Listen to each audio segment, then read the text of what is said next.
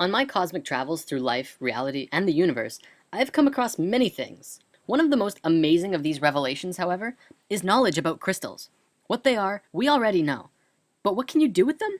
Many of you may have crystals already, but without knowing what you can do with them, they just sit on your shelf, influencing your energies from afar. Today, we're going to look at practical uses of crystals in your everyday life. If you haven't seen part 1 of the crystal special, I highly recommend watching that first.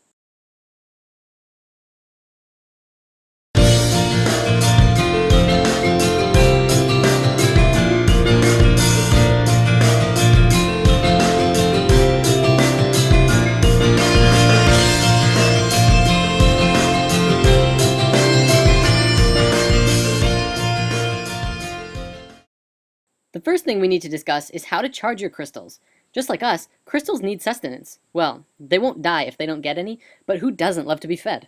One way of charging your crystals are with bigger crystals. By allowing the smaller crystals to receive energy from the points of the bigger ones, you can also just sit small crystals onto a cluster. However, there is a much easier way. Sunlight. Just as we receive energy from the sun, crystals also receive and recharge under the intensified life force rays of the sun. By letting your crystals spend an afternoon in the sun, they will be bursting with juicy energy for quite a while. Think of crystals like a rechargeable battery, and by leaving it in the sun, it recharges and stores energy to give to you. If it's running on low, the frequencies that it emits will not be as strong as if it would be at a full charge. You can also cleanse your crystals by allowing them to bathe in salt water for a while. If possible, use sea salt or pink Himalayan salt. If you live near the ocean, you can also let them bathe in the ocean itself. You can also sage your crystals, which is very beneficial for cleansing them and keeping them happy. Letting them sit in brown rice for 24 hours centers and grounds the crystals and balances their male and female energies. When you first get your crystals, whether it's through a gift or you dig it up yourself or bought in a store, it's usually important that you dedicate your crystals. This can be done by holding onto it and consciously intend that the crystal only be used for love, light, and the goodness of all. Your chakra system picks up frequencies throughout your whole body, through high frequencies and low frequencies. Most crystals will give off an energy which will resonate to at least one chakra, if not more, which makes them excellent tools for aligning your energy body. One of the easiest ways of using crystals is carrying pocket stones. Carry a crystal of your choosing in your pocket for any amount of time that feels right. If you need a lot of help in one aspect of your life, you might want to carry a certain crystal around with you up for even a month.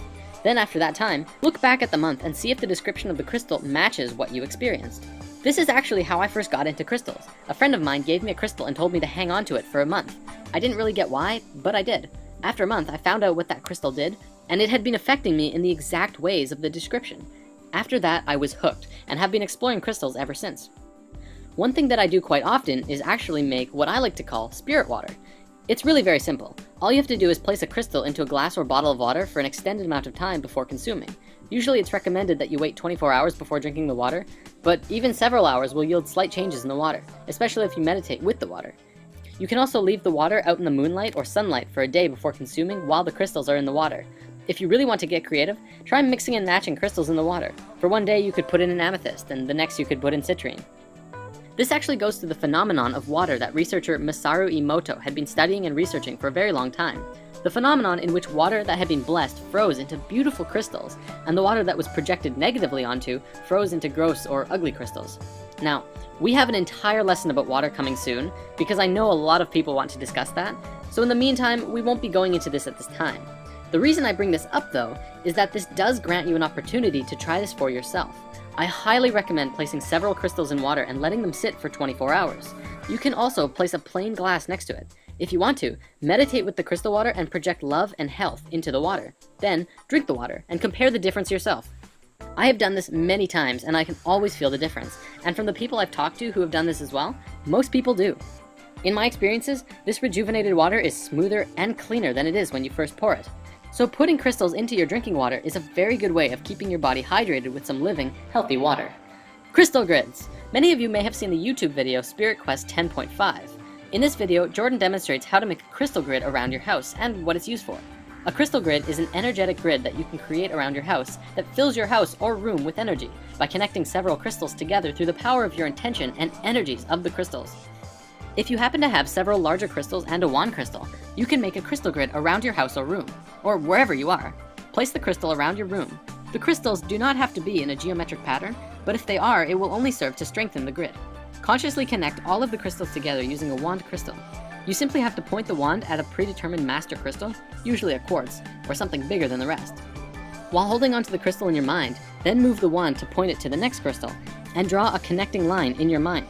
Then continue to make lines between it and the other crystals. You can go between all of the crystals and back to the master, or back to the master for every one, or anything you want really. Let your creativity guide you.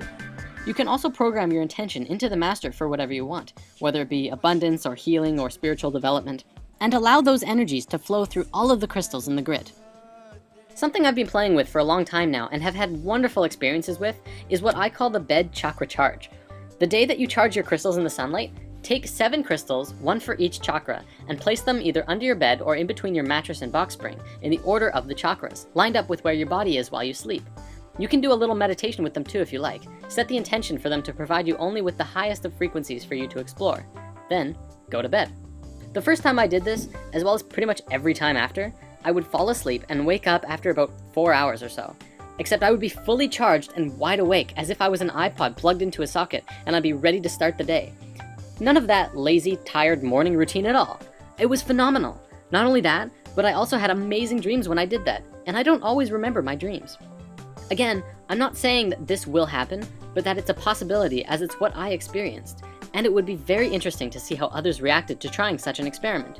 Also, don't feel that you need to place the crystals under your bed. If it's not possible, you could put them in your pillowcase or on your night shelf or something like that. The possibilities are infinite. And of course, we could not talk about crystals without talking about meditation.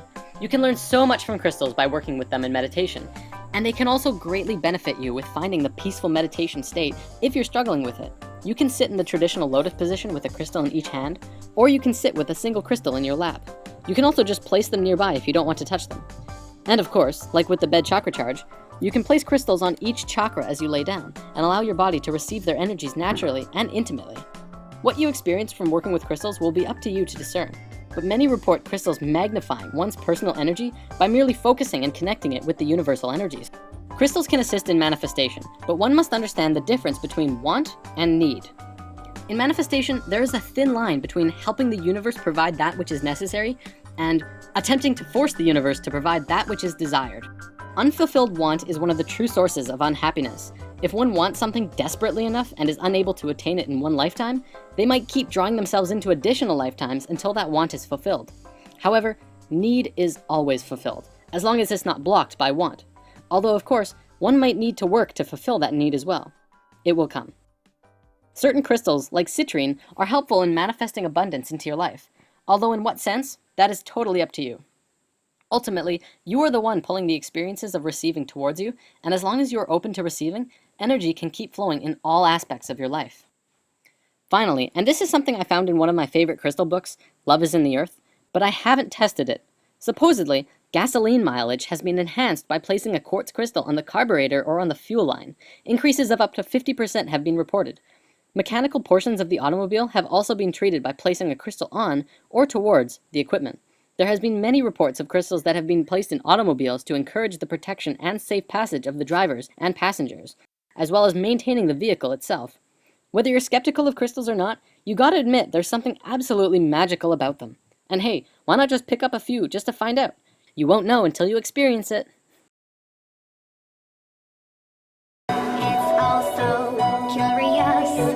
Once I was so curious, I knew I wanted to go.